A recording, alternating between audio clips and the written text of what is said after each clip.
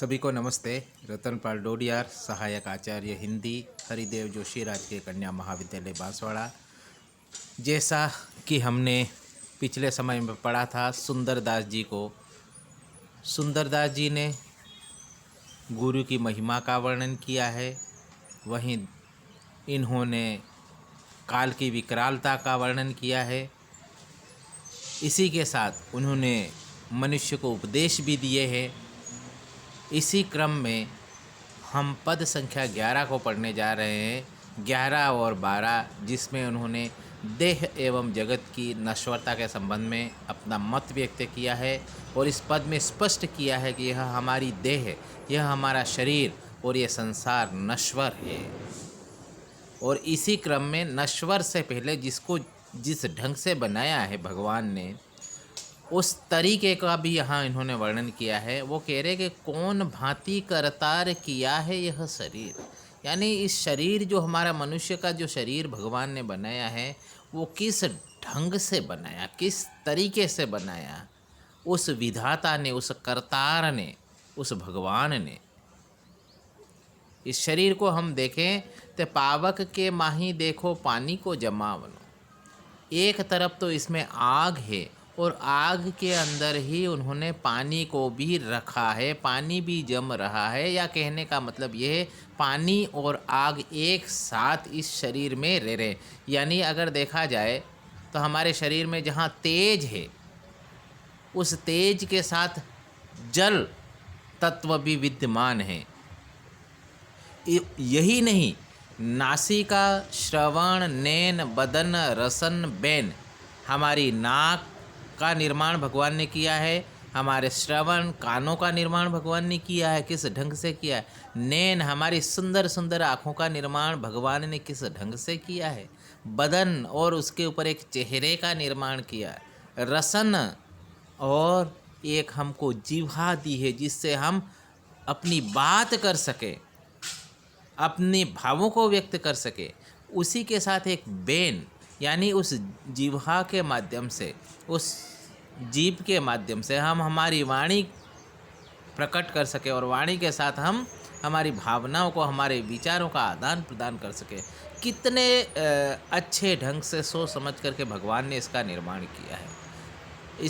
यही नहीं, शरीर को अगर हम देखें तो हाथ, पांव, अंग, नख, शीश को बनावनो। हमारे हाथ कितने बलशाली बनाए हैं, कितने शक्तिशाली बनाए हैं। बेजोड़ हाथ जिनको हम कहेंगे कि जिसकी बराबरी और जीवों में नहीं हो सकती। अर्थात सभी जीवों के 4 पैर हैं, लेकिन मनुष्य ही हैं जिनके पास 2 हाथ है। और ये हाथ अन्य जीवों से इसको ज़्यादा शक्तिशाली बना देते हैं। इन हाथों से तरह तरह की कलाकारी, तरह तरह के कार्य मनुष्य कर रहा है। पाँव भी बनाए और चलने के लिए 2 पाँव काफ़ी माने भगवान ने, और 2 पाँव पर मनुष्य को खड़ा कर दिया और मनुष्य 2 पाँवों से तेज गति से चल रहा है। अंग, नख और अन्य अंग हमारे शरीर को दिए हैं जहाँ जिसकी ज़रूरत पड़ी। नख, शीश, यानी नाखून से लगा करके सिर तक की बनावट को देखो, भगवान ने कितने सुंदर ढंग से इस शरीर का निर्माण किया है। आगे हम देखें तो अजब अनूप रूप, चमक दमक उप, बड़ा अजब गजब का रूप, अनुपम सौंदर्य दिया है, रूप दिया है भगवान ने। चमक दमक उप, और चमक दमक से शरीर को सबसे ज़्यादा सुंदर और आकर्षक बना डाला है। सुंदर शोभित अति अधिक सुहावनो, इस तरह से यह शरीर अत्यधिक सुंदर होकर के अत्यधिक शोभित हो रहा है। अर्थात दूसरों को अच्छा लग रहा, सुहावना लग रहा है।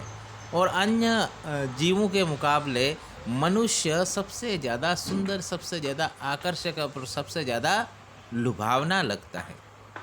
लेकिन इस शरीर को देखिए, जब तक यह शरीर आकर्षण है, इसमें जब तक इस शरीर के अंदर जीव है, जब तक इस शरीर के अंदर कोई आत्म तत्व है, तब तक यह शरीर बड़ा अच्छा लगता है। लेकिन यहाँ कवि कह रहे हैं कि जाहि छीन चेतन शक्ति लीन हो गए। लेकिन जिस क्षण, जाहि छीन, जिस क्षण चेतन शक्ति, यानी हमारा चैतन्य और शक्ति लीन अर्थात लुप्त हो गई, समाप्त हो गई।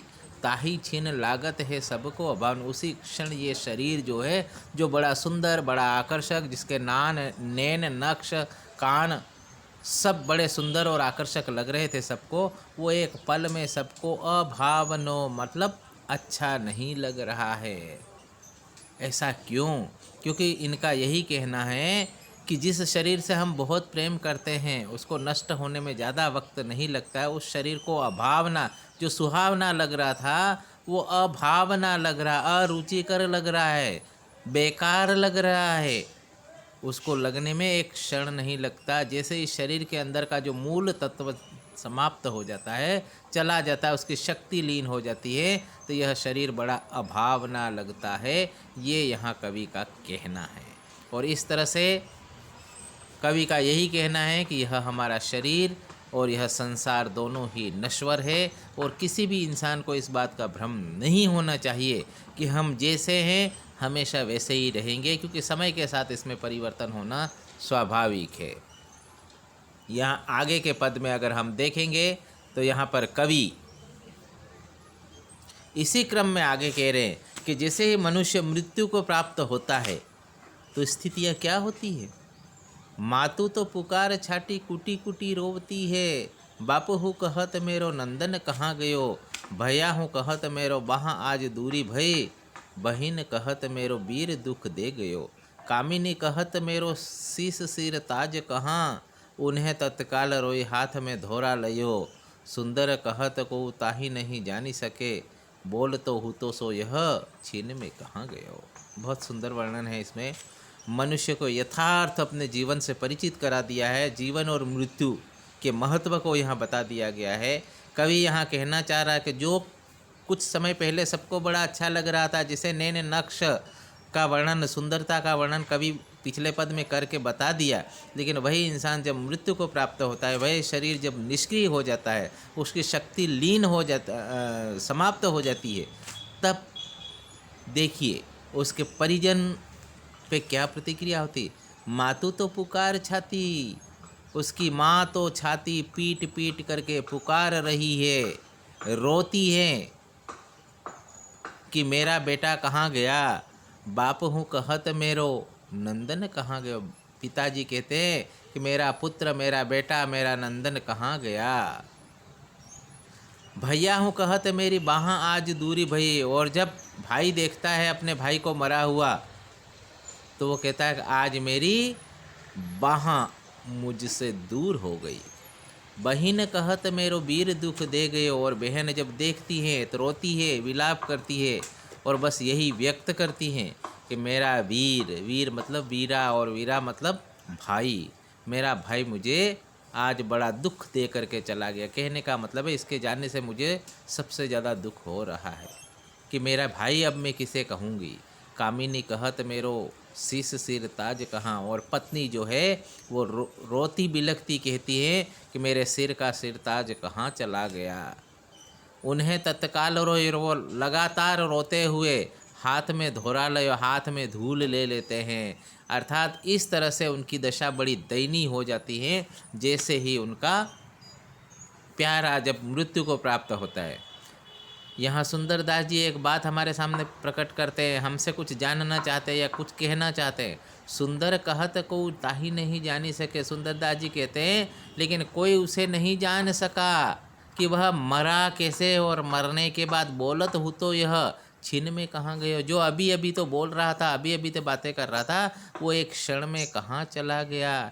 इस बात को यहाँ कोई नहीं समझ पा रहा है। अर्थात वह मृत्यु को प्राप्त होते ही उनके अंदर की शक्ति, उनके अंदर की आत्म तत्व कहाँ चला गया, इसको कोई भी नहीं जान पा रहा है, कोई भी नहीं समझ पा रहा है।